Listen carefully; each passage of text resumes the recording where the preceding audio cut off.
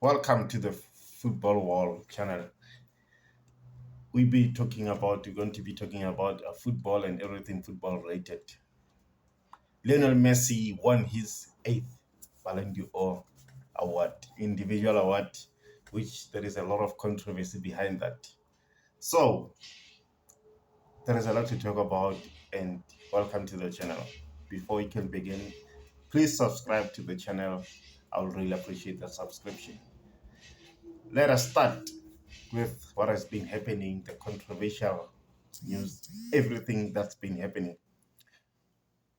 Lionel Messi's eighth Ballon d'Or winning came with so much controversy that a lot of people think that Lionel Messi does not deserve the Ballon d'Or. But because of his successful World Cup winning, made him win the Ballon d'Or. And it gave him an advantage over Erlin Haaland and Kylian Mbappe. And Erling Haaland, despite him winning the Premier League and the FA Cup as well, and the UEFA Champions League, it still didn't make him win anything.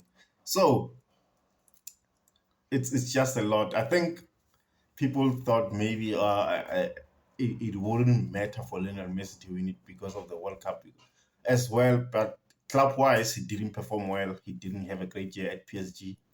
He didn't have a great year elsewhere. Club-wise, he didn't perform in a way which would make him win the award.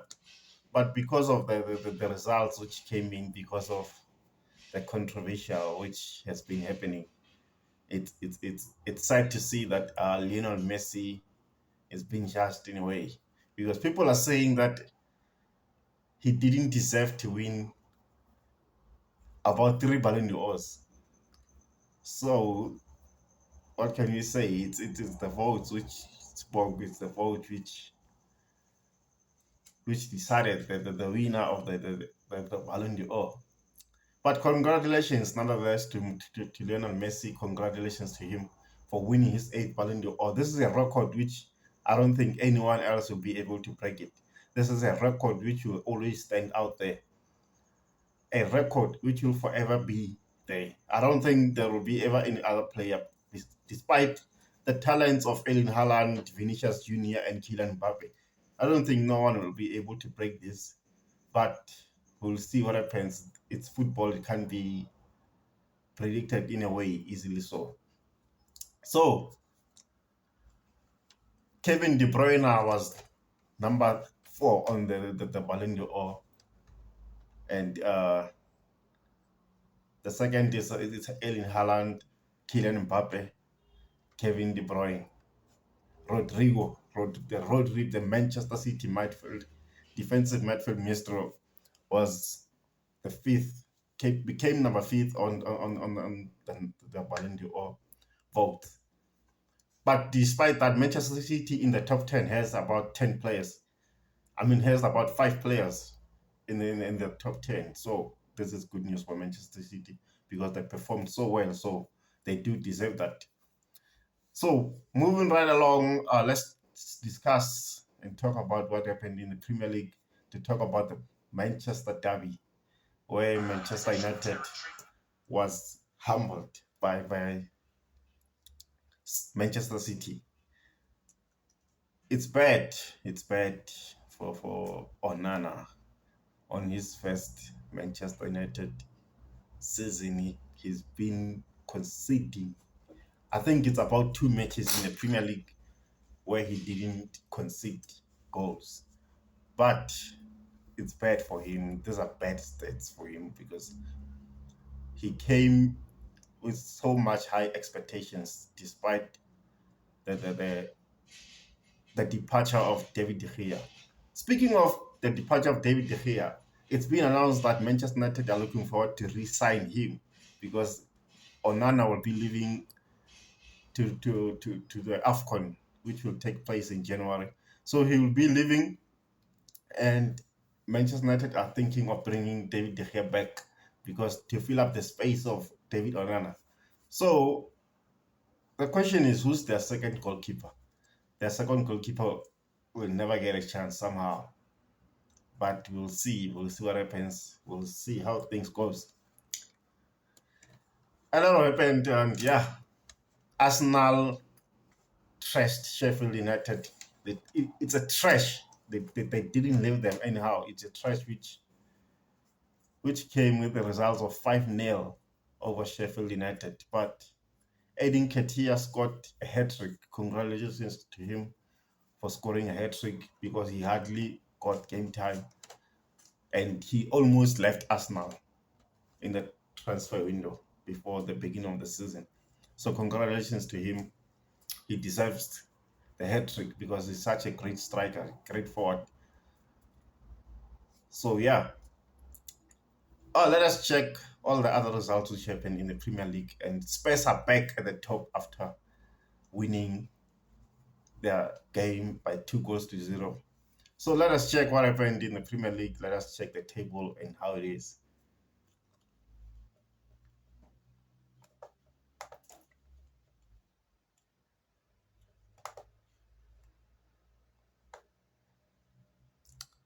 A lot happened. A lot happened, and I think football is it's amazing. It's enjoyable to that extent, man. But what can you say? This is the Premier League.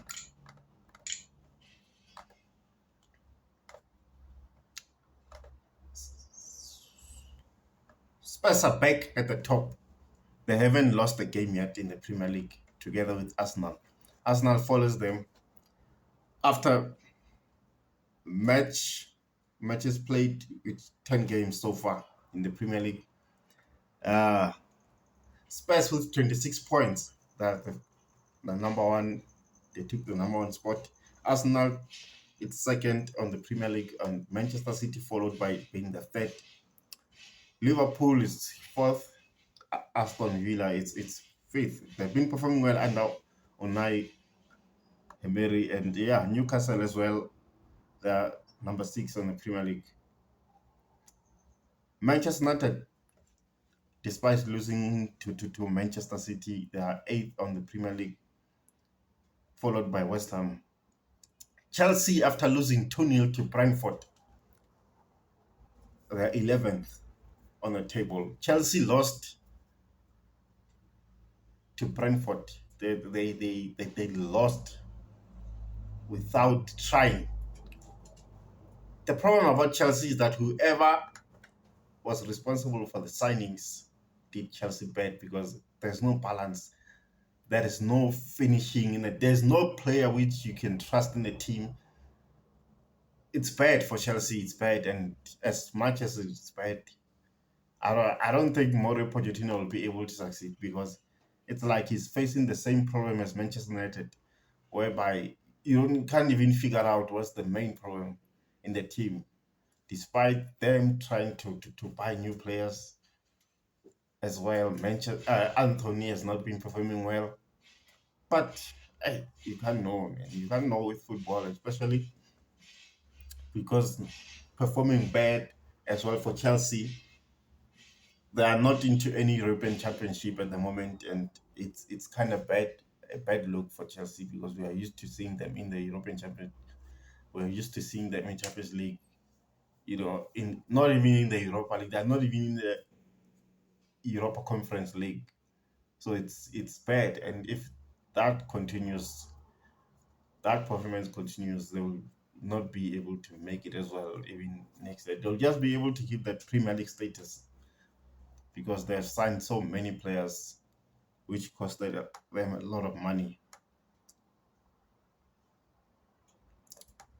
But we will see. Liverpool is back on the winning side. Mo Salah has been performing well. Cody Gakpo as well. Darwin Nunez has been phenomenal after winning against Nottingham Forest. But this is the Premier League. This is why we love the Premier League. These are all the results of the UEFA Champions. I mean, these are all the results of the Premier League which took place. Let's check out the results.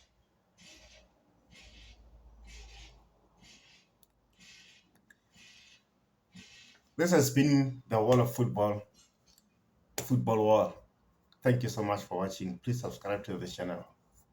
Until next time.